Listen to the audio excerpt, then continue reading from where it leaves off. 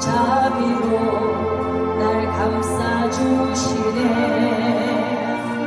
주님 앞에 이 몸을 맡길 때 힘주시네. 병주시네. 어린 나를 품에 안으시사 항상 평안함 주시도다. 내가 살았음 쉬는 동안 살피시라 약속하셨네. 인생의 어려운 순간마다 주의 약속 생각해보네. 내 맘속에 믿음 잃지 않고 말씀 속에 위로를 얻네.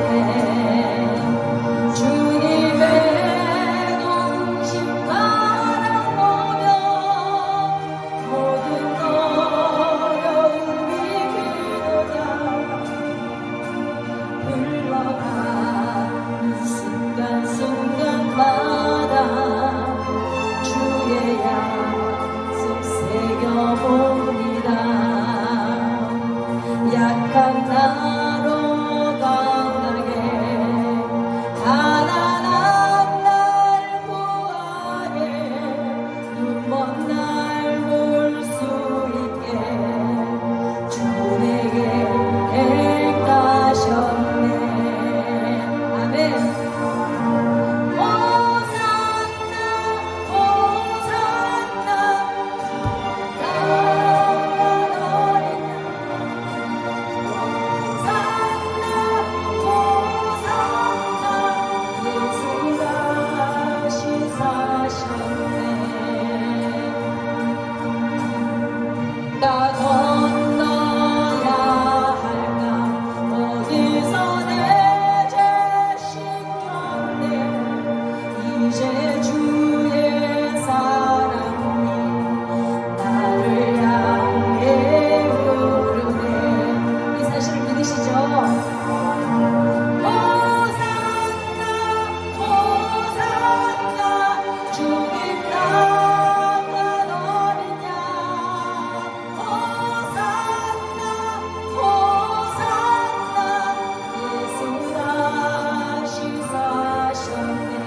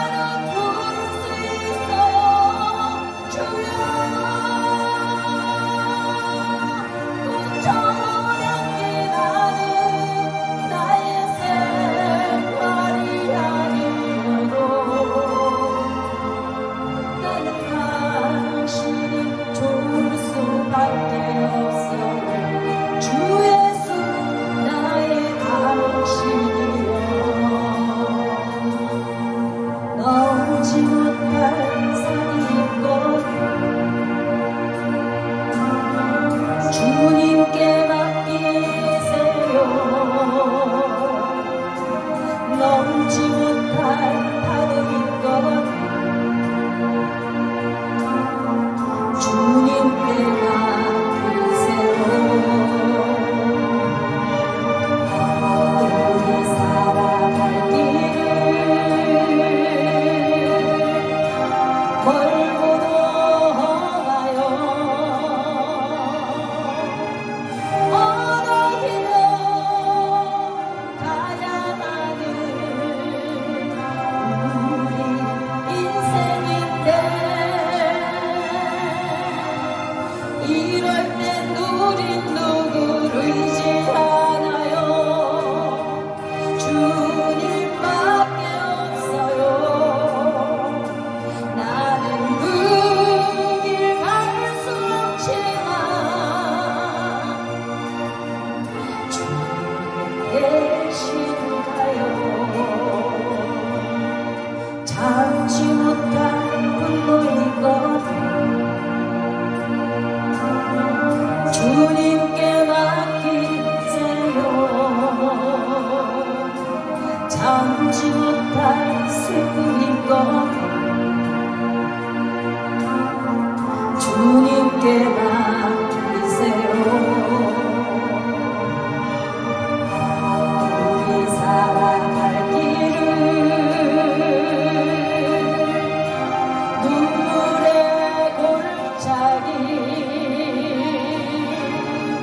내 힘으로 잡지 못해 부느끼네. 이럴 땐 우린 누구를 의지하나요? 주님밖에 없어요. 나는 그 길 갈 수 없지만 주님 계신가요?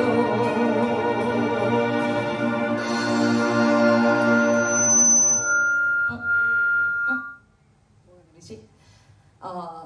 이제 기도하세요를 부를 텐데 사람들이 저도 이제 저희 교회에서 전도를 제가 좀 열심히 하는 편입니다. 그래서 아까 그 30주 여의도 순복음교회 30주년 선교대회를 종합운동장에서 했어요. 그 서울에 있는 그 종합운동장에서 할 때 거기서 이제 선교대회를 할 때 제가 강남 대표로 피켓을 들고 들어간 게 그 해에 490명 정도를 전도를 해서 전도왕이어서 그걸 들고 들어간 거예요. 그래서 아까 그거를 이제 올려놓은 건데 전도를 하다 보니까 성도님들이 저한테 물어봐요.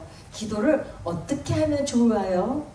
어떻게 하면 빨리 응답받아요? 그래요. 그럴 때 제가 이렇게 말씀드려요. 자식을 교도소 보내는 심정으로 하래요.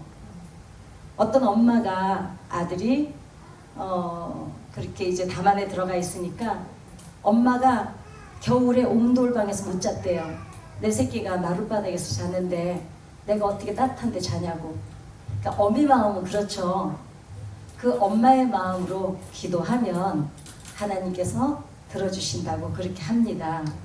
그래서 저는 오늘 와서 여기 보니까 원로 목사님이 계시고 또 원로 장로님도 계시고 어쩌면은 그 권사님, 장로님, 원로 목사님이 이 성전 바닥을 얼마나 눈물로 적셨을까? 자신들의 무릎을 얼마나 많은 눈물로 적셨을까? 그 열매로 이 교회가 지금 시대뿐만이 아니라 주님 오시는 그날까지 틀림없이 복음의 역할을 다 감당할 줄 믿습니다. 예. 왜냐하면 부모의 기도는 자식들 인생의 후손에게 뿌리예요.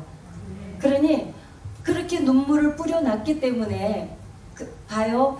저희들도 저희 교회도 장로님 권사님들이 많으시잖아요. 그러니까 이제 도시교회는 또 지역교회하고 달라서 새벽기도로 오는 게 되게 힘들어요. 왜냐면 막 1시간, 2시간 차 타고 오고 이렇게 교회로 오고 이 사람 많이 다니니까. 이제 장로님 권사님들이 뭐 새벽기도를 작정하라고 그럴 때도 못 나오실 때가 있어요. 또 엄한 소리 한 사람들 또 그럴 때 혀 빠진 소리 하는 사람들 있잖아요. 장로가 왜 기도 안 하냐, 권사가. 근데 사실 그런 소리 할 필요가 없어요. 왜냐하면 아니 하나님도 봐주시는데 자기가 왜 그래요? 안 그래요? 그래도 그 어른들이 그냥 드나들면서 뿌려놓은 그 눈물의 기도, 그냥 지나면서 그냥 하나님 부르는 그 애절함 속에서 이미 뿌리를 깊게 깊게 내려졌기 때문에 오늘 우리 엘피스 오케스트라 나 너무 나 아까 울었어요. 세상에 여의도 순복음교회 120명의 오케스트라고는요 사실 이 감동하고는 잽이 안 돼요. 하나님은 실력 안 보시는 거 알죠? 얼굴 안 따지시고. 그래서 저는 이미자 씨 닮았다 그래서 너무 싫었는데 아무리 고쳐도 안 돼갖고 이제 안 고쳐요. 그만 고치려고.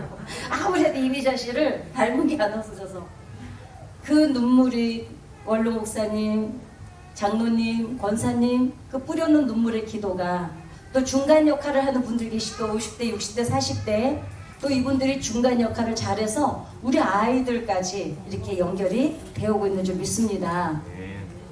우리 기도하세요. 찬양하겠습니다.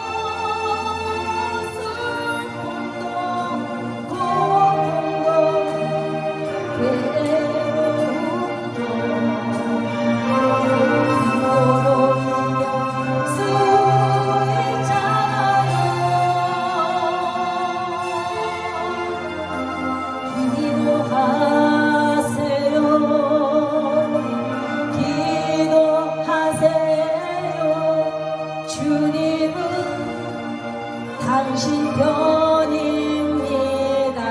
하늘이 무너져도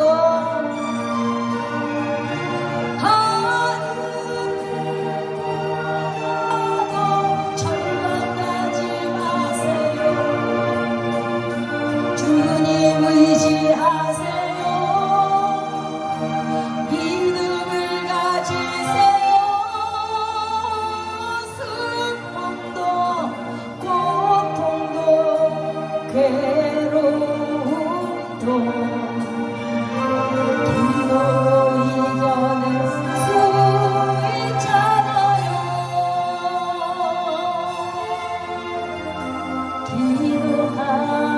기도하세요. 기도하세요. 주님은 당신 편입니다. 잠깐 기도하겠습니다. 좋으신 하나님 아버지 감사합니다. 홍릉제일교회를 하나님께서 세우시고 우리 원로 목사님과 세우셔서 오늘까지 이 교회에 주님께서 자정해 주시니 고맙습니다. 하나님 우리는 알지 못하지만 얼마나 많은 사람들이 갈 길을 잃었다가 이 교회 앞을 지나면서 어린 날 신앙생활을 기억하고 돌이킨 사람들도 있을 것이고 하나님 이곳에 와서 시원한 물 한 모금으로 위로를 받고 돌아간 사람들도 있을 것이고 여기서 배출한 하나님의 백성들이 어디에선가 하나님의 영광을 드러내고 살고 있음을 감사합니다. 아멘. 하나님 우리 아버지 하나님 어른들께는 건강을 주시옵소서. 아버지 하나님 부모는 자식이라는 이름만으로도 가슴이 저려옵니다. 하나님 부모님들이 지금까지 기도하신 것 그 후손들을 잊지 말아 주시옵시고 부모님들은 아버지 하나님 이 땅에 살아계신 동안에 내가 백발이 되면 내가 너를 안고 가겠다고 약속하셨사오니 하나님 주님 나라에 옮겨지는 그날까지 그 전날까지 총기 잃지 않게 도와주시고 아멘. 그 전날까지 내 손으로 밥 먹고 내 손으로 화장실 가다가 주님 나라에 옮겨질 수 있도록 건강으로 지켜주시고 아멘. 혹여라도 나이 먹어서 병들어서 마음 상하지 않게 상처받지 않게 도와주시옵시고 아멘. 혹여라도 사람들 때문에 마음 상하지 않게 도와주시고 이제 나이를 먹어서 경제활동을 못하다 보니 물질 때문에 자존심 상하시지 않도록 하나님 우리 어른들을 지켜주시고 보호하여 주시옵소서. 아버지 하나님, 우리 아버지 하나님, 우리 오케스트라 이 아이들을 하나님 너무 이쁘시지요. 사람이 보기에도 이렇게 이쁜데 하나님 보실 때는 얼마나 예쁘겠습니까? 하나님 이 아이들이 가는 앞날을 주님 앞에 맡깁니다. 하나님 꽃길이 아니어도 괜찮습니다.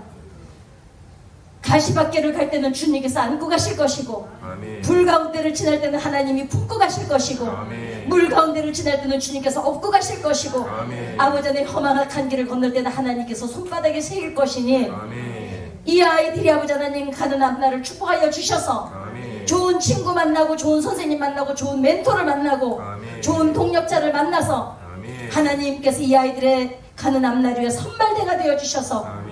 이 아이들에게 주신 재능 하나하나를 다 끄집어내셔서 하나님께서 100배 200배로 활용하여 주시옵시고 아멘. 이 아이들이 어디에 있든지 아버지 하나님 존귀하고 평화의 아버지 하나님이셔서 통로가 되게 도와주시옵시고 아멘. 화평의 통로가 되게 도와주시고 아멘. 아버지 하나님 지혜의 영을 부어주셔서 아멘. 어디 있든지 머리 되고 꼬리 되지 않도록 지켜주시옵소서. 아멘. 아버지 하나님 이 아이들이 밖에 나가서 이 홍릉제일교회의 아버지 하나님이시여 얼굴이 되고 기쁨이 되고 아멘. 하나님의 면류관이 되기를 원합니다. 아멘. 아버지 하나님 이 아이들이 지금 이 자리에서 심은 저 시간들이 헛되지 않도록 하나님께서 틀림없이 갚아주실 것을 믿습니다. 아멘. 이 아이들의 가는 길을 축복해 주시고 아멘. 이 아이들을 길러내는 주의 종과 아버지 하나님 이 교회의 모든 어르신들과 이 아이들의 부모님을 축복하여 주시옵소서. 아멘. 하나님 오늘 이 자리에서 저희들이 나눕니다.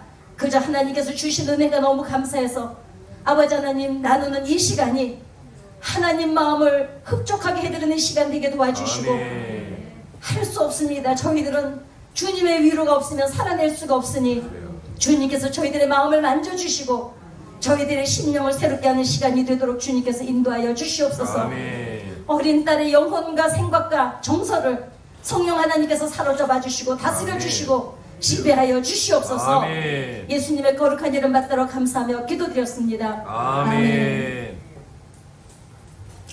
우리 애기들한테 박수 한 번만 쳐줄까요? 아이, 다시 물개 박수 시작.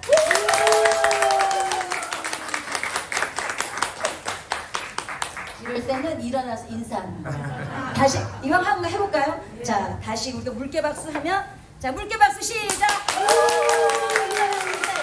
일어나서 자, 저쪽으로 해주세요. 잘했어. 너무 이뻐, 너무 이뻐. 세상에 눈에 넣어도 아니 세상에 안 아프겠어. 제가 강원도 정선이 제가 고향이거든요. 근데 오늘 아버님 꼭 저희 교회 제 어린 날 교회 온 것 같아요. 근데 저는 어떤 위주냐면 애들은 먼지를 묻혀도 교회 먼지를 묻혀서 키워야 된다. 그게 제 지론입니다. 왜냐하면 제가 국민학교, 저도 이제 국민학교 세대잖아요. 동창들을 만나봤는데요. 그때 우리는 교회가 마당이 우리 놀이터였고 갈 데가 없고 놀 데가 없으니까 항상 교회에서 놀고 그랬는데 너무 놀라운 거는 그때 그 개구장이들 막 우리 괴롭히고 하던 남자애들까지 다 안수집사, 장로님, 막 주회종 막 다 이렇게 아무튼 예수를 안 믿는 사람이 글쎄 한 그때 87명이 만났는데 한 2명이나 될까? 그러니까 그 애들 왜 안 다니나 봤더니 아파서 교회를 갈 수가 없어서 이제 교회를 못 가는 거지. 어린 날 놀았 때들은 정말 한 명도 안 빠졌어요. 제가 너무 놀랐습니다. 근데 더 신기한 건 제가 이제 목소리가 저는 5살 때부터 소리를 했어요. 그 목소리를 들으셨다시피 제가 막걸리 목소리입니다. 그런데 제 목소리는 성가대에 어떤 파트도 들어갈 수가 없어요. 뭐 이건 되는 목소리가 없습니다. 그냥 내 노래나 불러야지. 근데 옛날에는 우리가 부흥회를 하면 뭐 요즘엔 3박 4일인데 옛날에는 막 열흘씩 한 적도 있었어요. 그래서 교회에서 부흥회 한다 이러면 우리 엄마는 일단 교회에서 한 16, 그러니까 우리 집이었거든요. 16거리 되는데 이불부터 솥단지까지 다 싸가지고 가요. 그래서 마당에다가 솥 걸어놓고 거기서 밥 해먹고 우리 엄마는 부흥회가 3일 뒤에 시작이면 3일 전에 가서 맨 앞에다 이부자리를 다 펴놔요. 왜냐면 꼭 앞자리에 앉으려고. 그래서 그런지 저도 꼭 교회를 가면 뒤에 앉으면 너무 집에 온 것 같아가지고 너무 어색해요. 근데 앞자리에 앉아있다 보니까 이제 부흥회 때 우리 교회 그때 항상 나와서 특성을 하는 언니가 있었어요. 목소리가 너무 좋은 거야. 아까 찬양 인도하셨던 분들 진짜 찬양 잘하시대요. 목소리 좋으시더라고요. 그래서 제가 여기 앉아 있으니까 항상 부러워가지고 나도 여기 서서 노래 한 번만 하고 싶다. 근데 내 목소리는 어린이 성가대도 못 들어가지. 목소리가 막걸리라 걸걸하니까 또 뭐 아무튼 제 목소리는 안 돼요. 그래서 저기 앉아서 항상 여기를 쳐다보면서 그때 어린 아이인데도 부러워했거든요. 너무 놀라운 건요. 35년째 여기서 노래를 부르고 있어요. 그러니까 너희들도 있잖아. 어렸을 때 기도하잖아. 틀림없이 하나님께서 들어주셔. 알았지? 그러니까 그 어렸을 때 앉아가지고 나도 저기서 노래 한 번만 하고 싶다 그랬는데 하나님께서 그 아이의 기도를 기억하고 계셨다가 저 성가대에서 아무 파트에서도 못 쓸모없는 목소리를 이렇게 이 자리에서 하나님께서 찬양을 하는 가수로 사용을 해주세요. 제가 사실은 오늘 새벽 3시에 일어나서 와가지고 목소리가 좋으시 제가 노래를 사실은 되게 잘해요. 여러분들이 잘 모르셔서 그런데 별로 안 믿는 얼굴이지만 할 수 없습니다. 아침 시간이 예배 시간이라서 길게는 할 수가 없으니까 요점으로 말씀을 드리면 제가 어느 요양원에 요양병원이 아니라 요양원이에요. 요양원은 아니고 왜 아프진 않은데 들어가서 실버타운 같은데요. 약간 돈이 있으셔서 막 1억도 넘게 넣고 들어가는 데가 있어요. 그래서 거기에 제가 한 달에 한 번씩 전도사 때 늘 예배를 인도하러 갔었어요. 갔는데 어떤 남자분이 맨 휠체어를 타고 항상 앞자리에 앉아 계신데 끝나고 식사를 하는데 저한테 뭐라고 물어보냐면 전도사님 왜 저는 하나님이 빨리 천국을 안 데려가는 거예요. 그래서 왜 빨리 천국 가고 싶으세요? 왜냐면 별로 나이 먹을수록 죽고 싶다라도 그게 진실이 아닌 걸 제가 알고 있거든요. 그래서 왜 천국을 가고 싶으세요? 그랬더니 통풍이 있어가지고 너무너무 고통스러워서 패치를 붙이는 것, 진통제를 먹고 패치까지 붙여도 겨우 그 시간만 괜찮다는 거예요. 그래서 자기가 너무 아프고 고통스러우니까 살고 싶지를 않은데 왜 하나님이 나를 안 데려가시는지 모르겠다는 거예요. 그 천국이 그렇게 좋다면서. 그래서 사모님은 어디 계세요? 그랬더니 권사로 5년 전에 돌아가시고 자기는 늦게 예수를 영접해서 아직도 집사라는 거예요. 그래서 제가 물어봤습니다. 그럼 혹시 자제분이 몇이나 되세요? 그랬더니 아들만 셋이래요. 그래서 이제 자기가 이렇게 아프니 며느리들한테 짐이 되기 싫어서 자기는 여기를 들어와서 살게 됐다는 겁니다. 그러면서 이제 하는 말이 자기는 이제 자식들을 다 크고 다 결혼해서 살고 있고 그러니까 자기는 이제 여기 살 이유가 없대. 빨리 가서 그냥 우리 권사나 빨리 가서 만나보고 싶다는 거예요. 그래서 제가 뭐라고 그분한테 말씀을 드렸냐면 집사님 아직 하나님께서 천국에 안 데려가시는 거는 사명이 있어서 그래요. 아직은 할 일이 있어서요. 아직은 이 땅에서 그 집사님이 나는 별로 쓸모도 없고 왜냐면 몸이 아프니까 뭐 교회에 유익된 일을 헌신도 할 수 없고 자기는 아무것도 자기가 볼 땐 쓸모가 없다는 거예요. 75살인데 그런데 자기가 왜 있어야 되는지 모르겠다고 그러는데 제가 아니에요. 하나님께서 틀림없이 집사님이 이 땅에서 아직 할 일이 남아있어서 그래요. 제가 무슨 할 일이 있어요? 그랬더니 아들 셋이랑 이제 며느리가 다 교회를 그냥 놀러 갈 때는 안 가고 안 놀러 가면 비 오면 안 놀러 가니까 교회 가고 눈이 너무 많이 와서 놀러 가면 교회 가고 이런다는 거예요. 그래서 제가 그때 그렇게 말씀을 드렸습니다. 바로 그거예요. 자식들은 자기 믿음으로 못 살아요. 여기 혹시 권사님, 장로님 또 집사님들 분 중에 자제분이 예수 제대로 엄마가 원하는 만큼 신앙생활을 안 해서 막 속이 상할 때 있으실 거예요. 근데 여러분 절대로 걱정하지 마세요. 왜냐하면 부모가 기도를 해놓은 아이들은 하나님이 꼭 책임져 주세요. 그래서 그 집사님에게도 제가 그랬어요. 자식들은 그런데 부모가 살아있는 동안에는 자식들은 지 믿음으로 못 살아요. 누구 믿음으로 사냐? 부모가 기도해주는 그 에너지 힘을 받아서 사는 거지. 근데 얘네들이 언제 홀로 잘 서느냐? 부모님이 돌아가시고 나면 애들이 정신을 번쩍 차리고 믿음이 또 서요. 왜냐면 하나님이 그때는 또 지네 믿음으로 살 수 있게 붙잡아 주세요. 그런데 집사님이 그렇게 천국 가고 싶은데도 하나님이 안 데려가시는 이유는 이 세 아들에게 아직은 아버지 기도가 필요해서 그래요. 부모의 기도는 아이들 인생의 뿌리인데, 제가 농사를 한 7년 지어봤거든요. 여름이 장마철이 딱 되기 시작하면은, 끝나고 나면 상추 밭이고 뭐고 밭에 가보면은요, 그게 잡초밭인지 내가 거기다가 상추를 심었는지 알 수가 없어요. 상추 같은 건 다 푸석이 없어졌는데 잡초는 절대로 죽지를 않아요. 가물어도 안 죽고 비가 와도 안 죽고.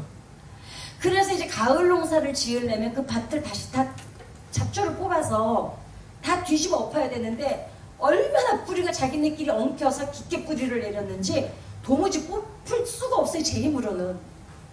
제가 그걸 보면서 알았습니다. 부모의 기도는 자식들 인생의 뿌리예요. 그렇게 뿌리를 내려주면 예수 믿는 아이, 기도하는 부모를 가진 아이들하고 갖지 않은 아이들하고 인생을 사는 걸 이렇게 보면 희한해요. 어차피 같은 문화와 같은 정치와 같은 시대를 살다 보니까 겪는 거는 똑같아요. 그런데 언제 나타나냐면 넘어졌을 때. 부모가 기도를 해놓은 아이들은요, 똑같이 넘어져요.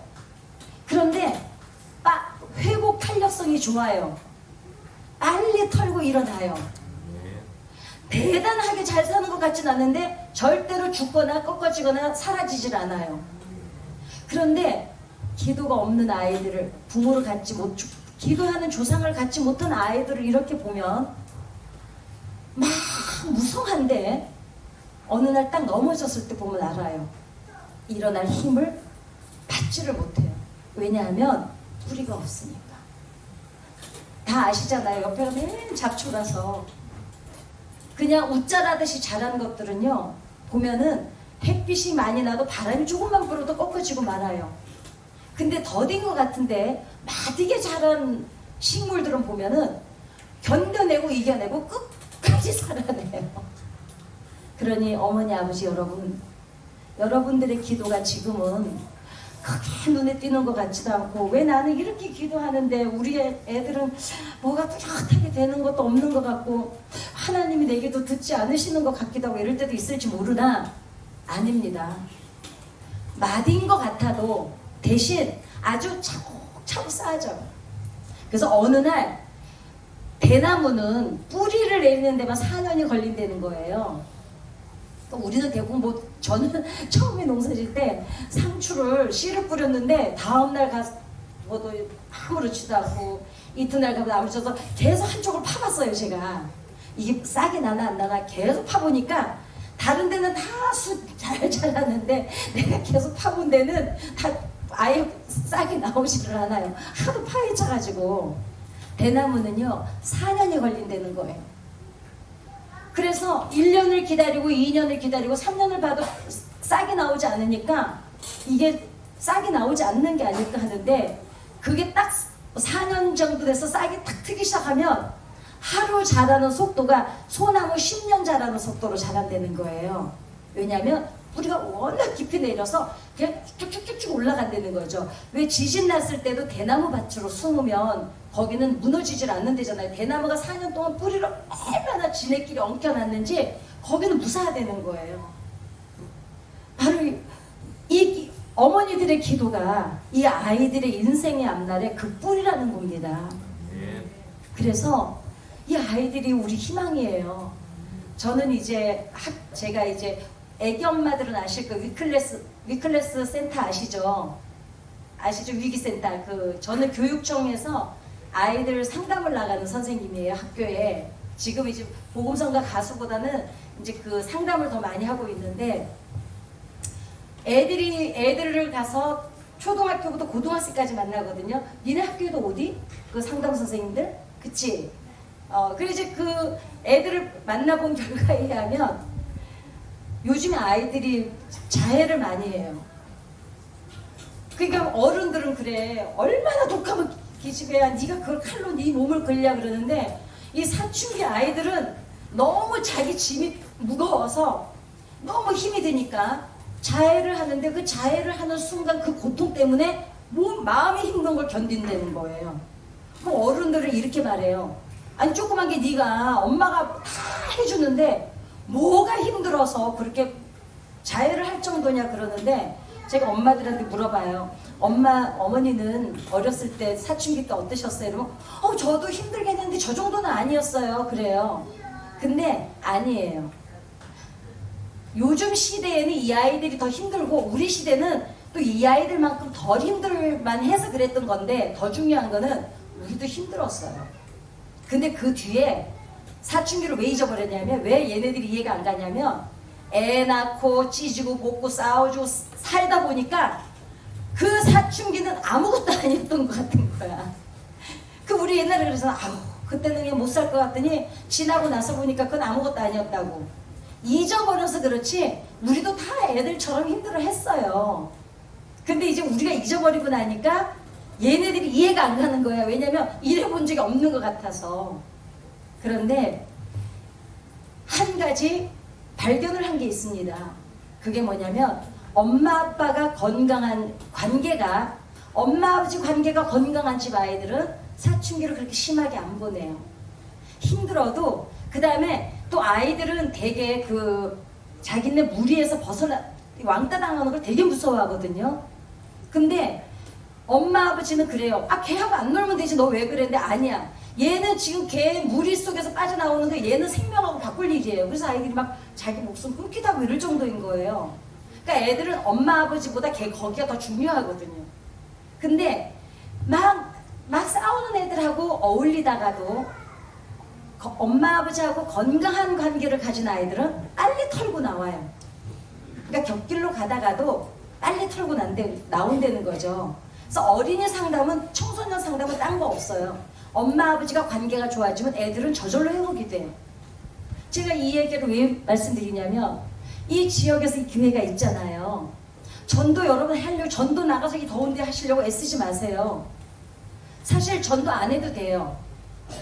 혹시 목사님이 지금 마음이 덜컥 하실지는 모르겠으나 왜냐하면 목사님하고 교회 성도님들하고 관계가 되게 좋아서 여기서 되게 행복하잖아요.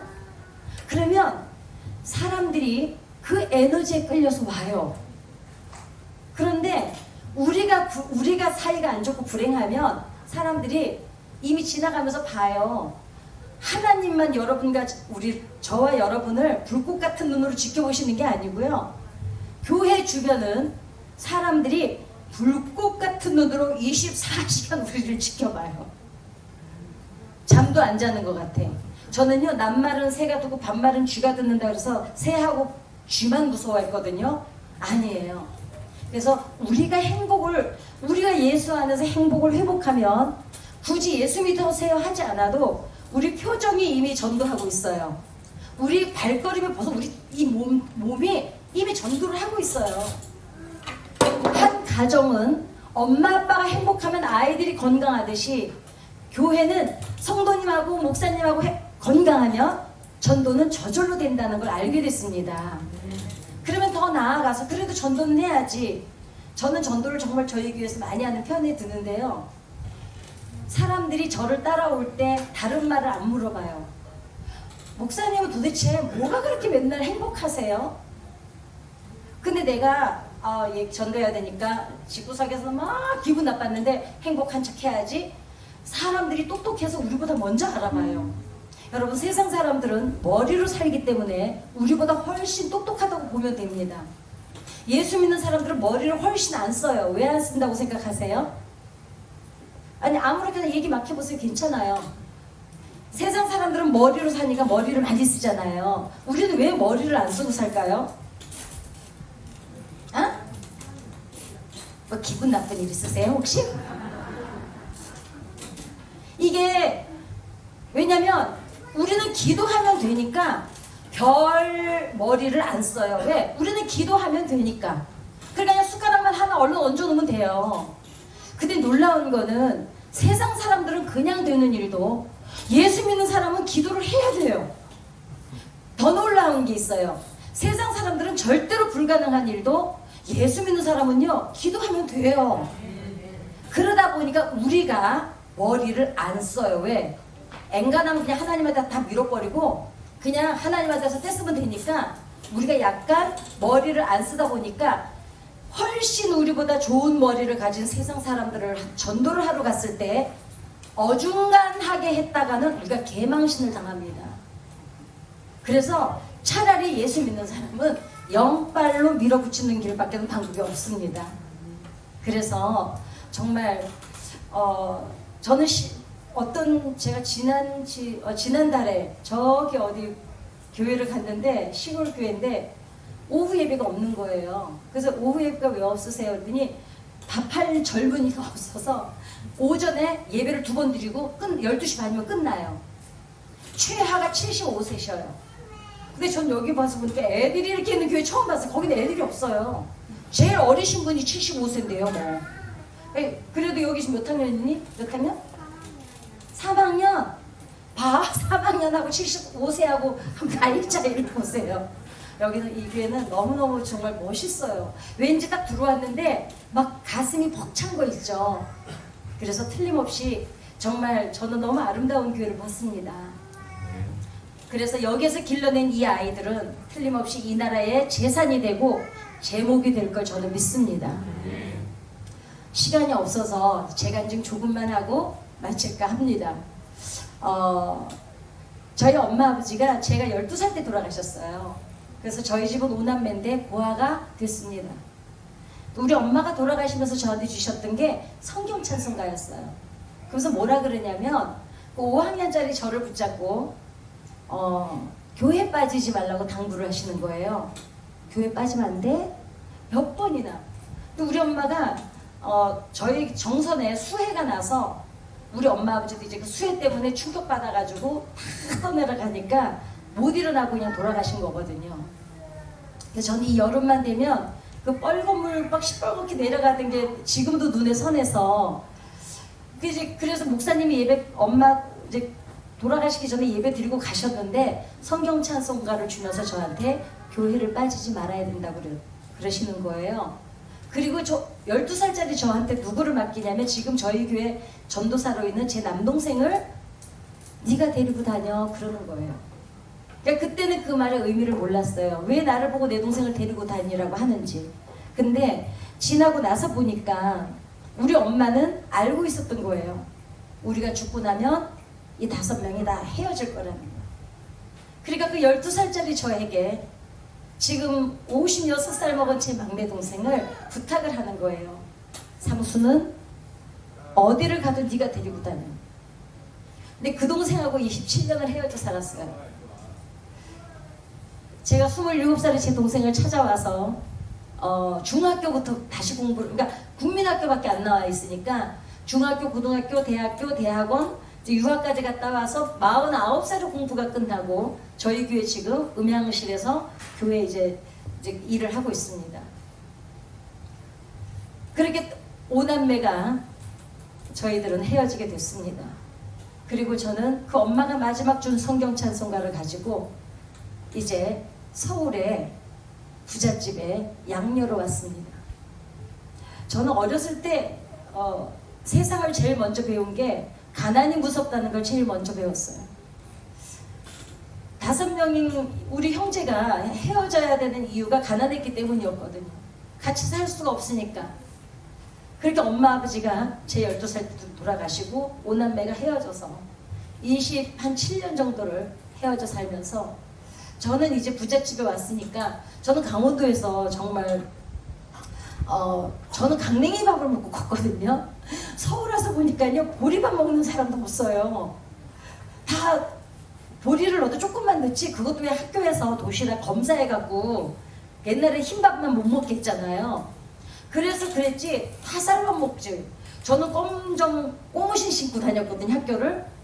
그러니까 정선이 그렇게 촌이었어요. 여러분이 상상이 안 가는 얼굴인데요. 엄청 고무신 안 신다 보셨나 봐요. 저는 여잔데도 꽃고무신은 추석 때나 설날 때 한 번 선물 받는 게 전부였어요. 그렇게 서울로 와서 저는 대학에서 피아노를 전공을 하게 됐습니다. 저 혼자 와서 너무 잘 살고 있었어요. 그러니까 늘 죄의식을 갖고 있었어요. 나 혼자가 잘 먹고 잘 산다는 거.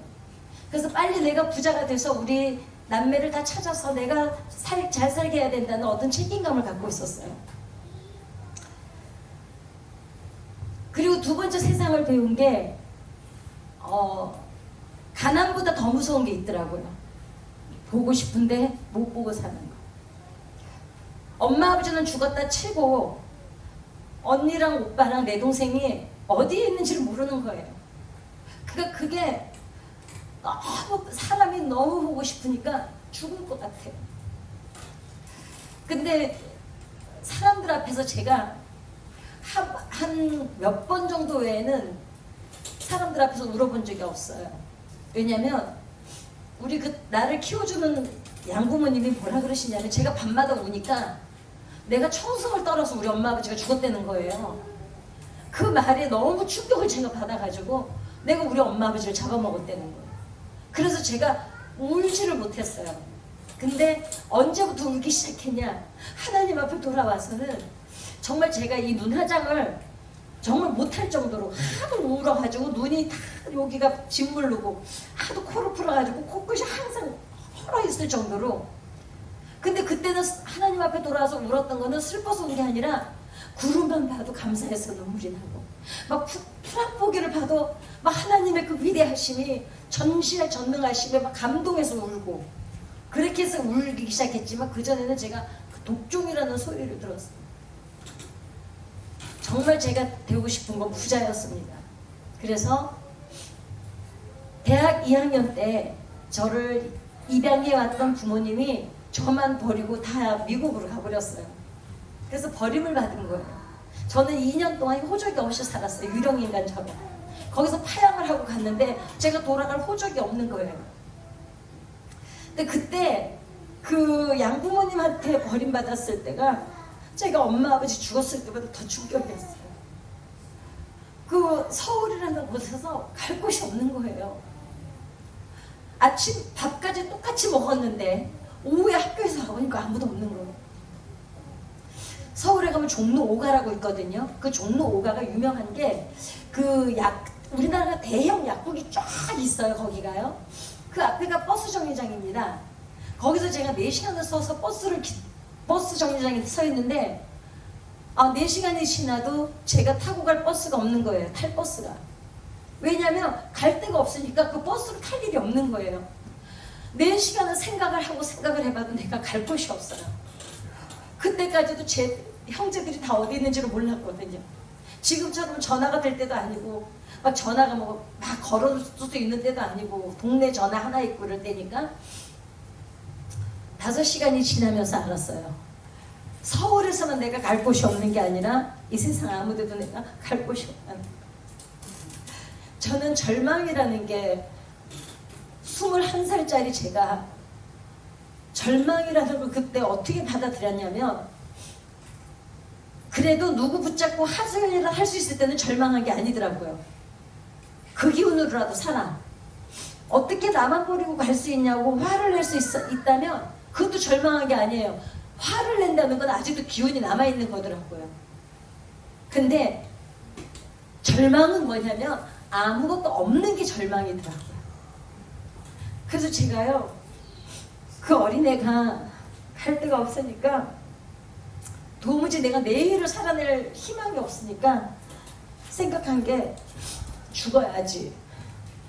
그래서 한강물에 빠져 죽으려고 한강 다리를 갔는데 물이 너무 무서워서 못 빠져 죽겠는 거예요. 근데 이 물이라는 게요 낮에 보는 물하고 밤에 보는 물은 완전히 달라요. 낮에 그 버스 정류장에서 5시간을 있다가 한강 다리를 갔는데 물이 너무 무서우니까 못 죽고 또 나와서 또 생각을 해요. 혹시 내가 놓친 데가 있나? 어디 갈 데가 있는데 아무리 생각해도 없어요. 또 들어가요. 다리 가운데를 또 가요. 빠져 죽으려고. 또 무서워서 못 죽겠어요. 그렇게 몇 번 왔다 갔다 하니까 저녁이 돼가지고 껌껌해지는데 어머야 세상에, 낮에 보던 물도 무서운데 밤에 보니까 그 물이 너무 시커매서 못 죽겠는 거예요. 그때 제가 남산이라는 데로 올라가서 그 서울 시내를 내려다보면서 나도 서울에 집이 하나 있었으면 참 좋겠다, 그 생각을 했어요. 근데 여러분, 하나님께서는요 우리 마음의 원한을 풀어주시는 거 알죠?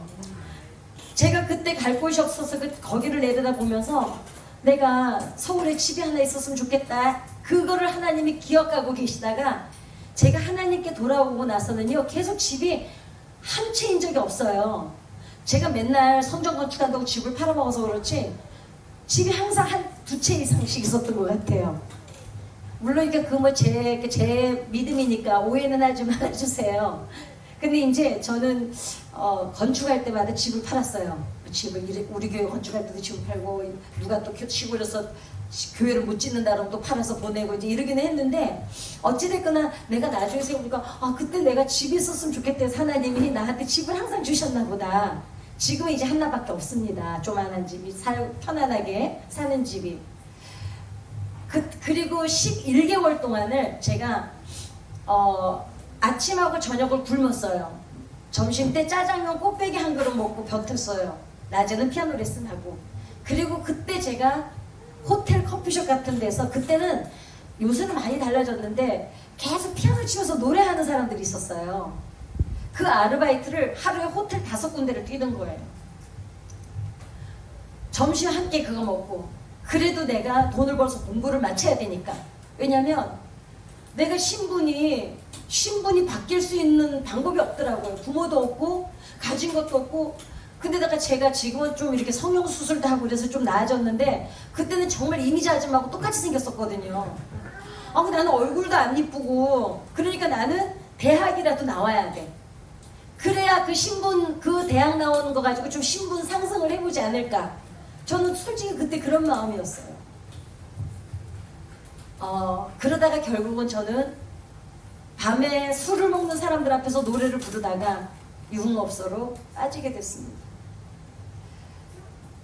거기에서 제가 한우백년을 부르는데, 정말 제 한우백년에 요새 애들 말로 표현을 하면 뻑이 간 남자가 하나 있었어요. 그래서 그분이 제 스폰서가 되셨어요. 가수하고 싶으면 가수하라고. 그래서 강남이라는 곳에 그때 룸사롱이 많이 생길 때였어요. 결국 저는 유흥업소로 아예 발을 들여놓게 돼서 정말 3년 동안 1시간도 술이 깨있어 본 적이 없습니다. 왜 이런 거 있잖아요. 그 유흥업소를 나가면서 우리 엄마가 줬던 성경책, 뭐 교회에서 준 달력, 교회에 가는 모든 거는 다 끄집어내서 쓰레기통에 버렸어요. 하나님한테 화가 나서요. 하나님이 있기는 한 걸까? 있다 그래도 기분 나쁘고 없다 그래도 기분이 나빠요. 왜냐면 하나님이 있다면 어떻게 나한테 인생을, 나를 이렇게 고난만 줄까?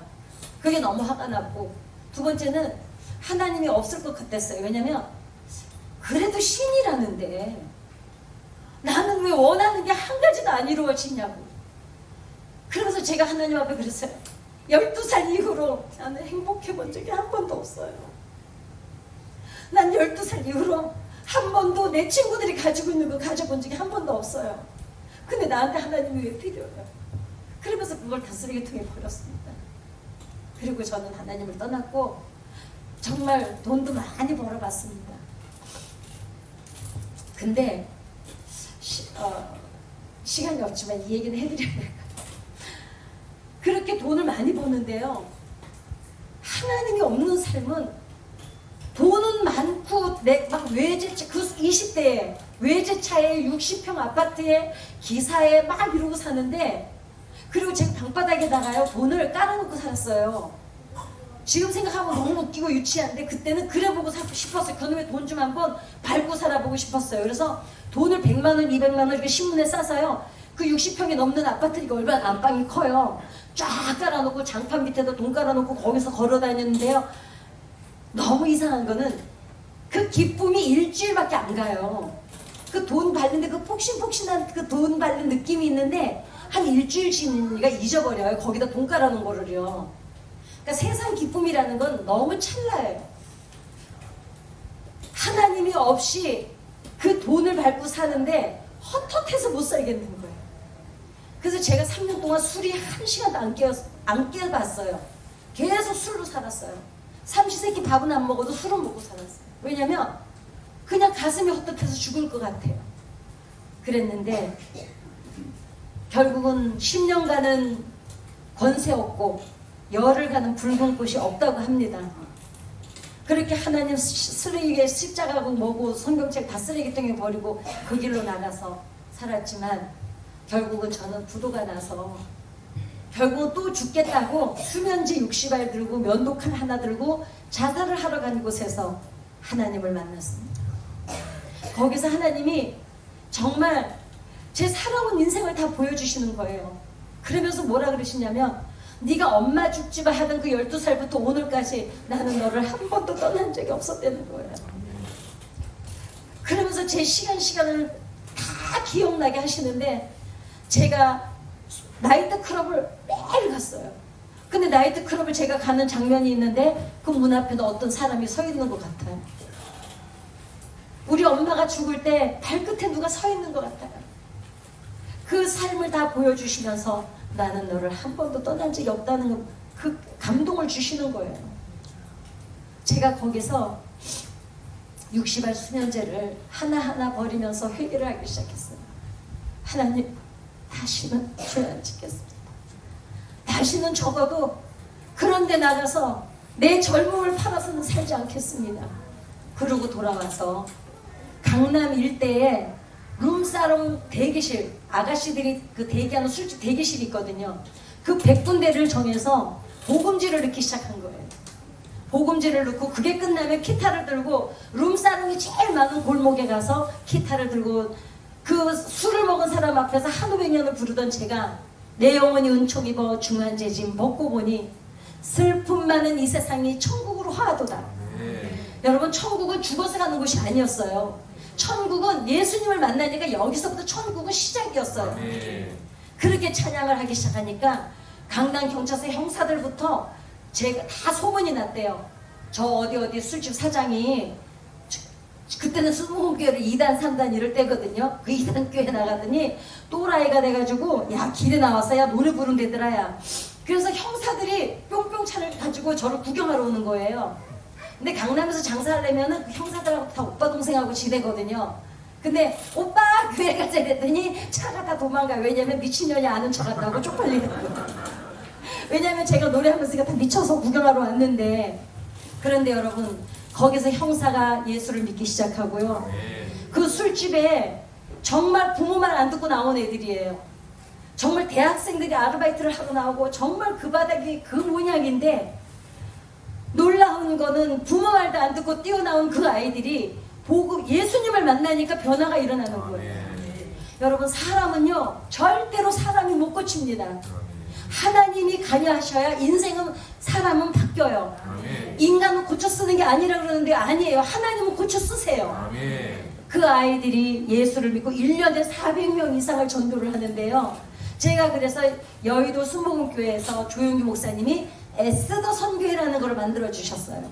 유흥업소를 전도하는 그 에스더 선교회를 통해서 수많은 아이들이 예수 믿고 돌아서고, 혹시 그 제가 오늘 시간이 없어서 그 찬양을 못 드리는데 아니 뭐 고난이 유익이라 이런 찬양 작곡하신 김동구 목사님이라고 있거든요. 그 김동구 목사님도 저랑 밴드 마스터였어요. 강남에 저랑 같이 길에서 찬양하던 분이 지금은 우리 그 고난이 유익이라 지금 곡을 얼마나 주옥 같은 곡을 많이 쓰고 얼마나 많은 집회를 하고 얼마나 많은 은혜를 끼치는지 모릅니다. 그렇게 그 바닥에 있던 사람들을 하나님이 건져내셔서 주의 종을 삼으시기도 하시고 복음서가 가수를 만들기도 하시고 그렇게 인생을 변화시키는 하나님을 만나고, 저는 88년도에 예수 복음서가 가수의 길을 들어서서 올해가 이제 35년째입니다. 그리고 저희 오남매요 다 예수 믿어요. 저희 언니도 권사님이고, 우리 언니는요 일어나면 정수 떠다가 이렇게 빌든 여자가 지금은 춘천에서 권사님으로, 제 조카도 주의 종으로, 제 남동생도 주의 종으로, 저도 주의 종으로. 저는 제가 하나님 앞에 돌아와서 그 술집 그 인생 밑바닥, 여자로서는 가장 밑바닥 인생을 살던 저를 하나님이 건져내셔서 하나님 손에 들려지니까 아멘. 나도 포기했던 제 인생이 하나님은 포기를 안 하시는 거예요. 아멘. 나는 내가 포기해서 막 살았어요. 매일 술에 쩔어 살고 맨날 나이트클럽 돌아다니고 맨날 술 퍼먹고 있고 노름하러 다니고 그러고 살았는데, 그런 나를 하나님 왜 안 버리셨을까 봤더니 우리 엄마가 죽기 전에 목사님이 신방 오셨는데 이렇게 물어봐요. 목사님, 나 죽는 거 하나도 안 무서운데 새끼들 때문에 못 죽겠어요. 그러니까 그러면서 우리 엄마가 목사님한테 뭐라고 물어보냐면, 하나님이 내 새끼들 나보다 더 잘 키워줄 거죠? 그렇게 물어보니까 우리 목사님이 뭔 배짱으로 그렇게 대답을 하셨는가는 모르지만, 그럼요, 하나님이 훨씬 더 잘 키워줄 거예요. 어머니 여러분, 얘네들이요, 여러분이 키우면 여러분 수준밖에 안 돼요. 얘네들을 하나님께 맡기면 하나님 수준으로 키워줘요. 그래서 그때 우리 엄마가 목사님한테 그 말을 묻던 게 제가 지금도 생생합니다. 제가 책도 2권이나 썼고요. 음반도 한 32집 나와 있고요. 극동방송은 제가 거의 20년을 진행을 했고, 방송 작가로 바주 시인도 등단한 거예요. 오늘 제가 있기까지는 저는 제 믿음이 아직도 제가 한탄을 할 때가 너무 많아요. 근데 내가 오늘 이렇게 존귀한 인생으로 어떻게 변했을까 봤더니, 우리 엄마가 짧은 인생 살다가 가셨지만 그 엄마가 내 새끼들을 하나님 앞에 맡겼기 때문에 하나님께서 내가 성경 찬송가 쓰레기통에 버리는 그 폐악을 저지르는데도 불구하고 우리 엄마를 봐서 저를 놓지 않고 계셨다는 걸 알게 됐습니다. 어머니 여러분, 저는 이제 이 간증을 마치고 돌아가지만 그거 하나만 안 잊어버리시면 여러분 무릎을 적셨던 그 눈물이 결단코 땅에 떨어지지 않습니다. 아멘. 틀림없이 살아생전에 못 보면 천국에서라도 보실 수 있을 거예요. 아멘. 하나님은 내가 네 새끼도 책임져 주신다는 거예요. 그래서 우리 엄마는 비록 일찍 몇 년 못 살고 가신 인생이지만 제가 우리 엄마 죽은 나이보다 제가 나이를 이제 더 먹었습니다. 그래도 저는 이제야 우리 엄마가 하나님 앞에 그 드렸던 눈물의 기도 덕분에 제가 오늘 이 자리에 있고, 세상에 어쩌자고 제가 목사가 됩니까? 제가 어쩌자고 복음성가 가수가 되고 시인이 되고 작가가 되고 방송 진행자가 되고, 우리 가족들 제가 전도를 다 했어요. 그리고 제 동생 주혜종 되고, 우리 엄마가 상수는 네가 꼭 데리고 다녀 했던 그 동생 27년 만에 데려와서 오늘 이제 저하고 같이 이렇게 주님을 섬기는 성전에서 주의 종으로 같이 섬기고 있어요. 저는 교회에서 강주자로 섬기고 있고, 제가 나무를 키워서 꽃에 강대상에 다 꽃을 놓는 분재도 하고, 돌아보면 또 오늘도 오면서 생각해 봤어요. 내가 여기 가서 오늘 무슨 이야기를 해야 될까? 내가 포기하는 인생, 때로는 부모도 자식을 포기할 때 있는데 하나님은 우리를 포기하지 않으시고 끝까지 우리를 지켜주시고, 우리가 아버지 하는 그 한마디 때문에 그 맨발로 이 땅에 뛰어내려오셔서 몸을 다 찢기고 상하고 죽으면서까지 우리를 사랑하시고 책임지시는 그 하나님, 그 하나님이 여러분의 하나님이신 것을 믿으시기에 우리는 그래도 또 내일을 바라보면서 기도할 수 있을 줄 믿습니다. 마지막으로 어머니의 기도 한 절만 부르고 저는 제 시간 마치겠습니다. 어머니 여러분 힘내십시오. 그리고 혹시 아들들이 지금 제대로 신앙생활 안 해서 걱정하시는 분들 걱정하지 마세요. 지금까지 드린 기도요, 그 결코 헛되지 않아요. 그리고 하나님이 책임져 주십니다. 아셨죠? 아멘. 네.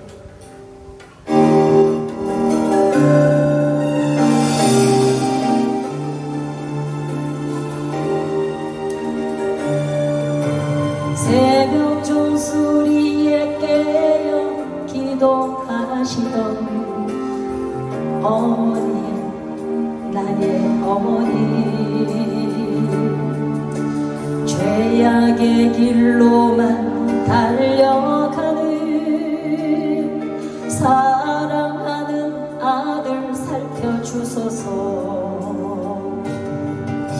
절망 속에서도 항상 기도하시던 어머니, 나의 어머니, 이 세상 누구보다도 주님 사랑이 필요한 아들입니다.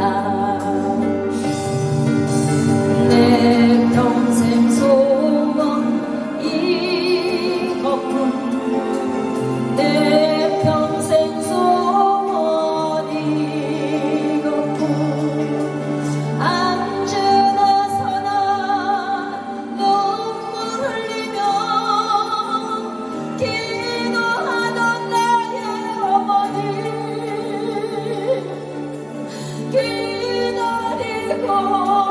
기다리던 아들이 주의 종이 되어왔어요. 이 아들이 주의 종 된 것은 어머니 기도입니다. 여러분 언제나 행복하십시오.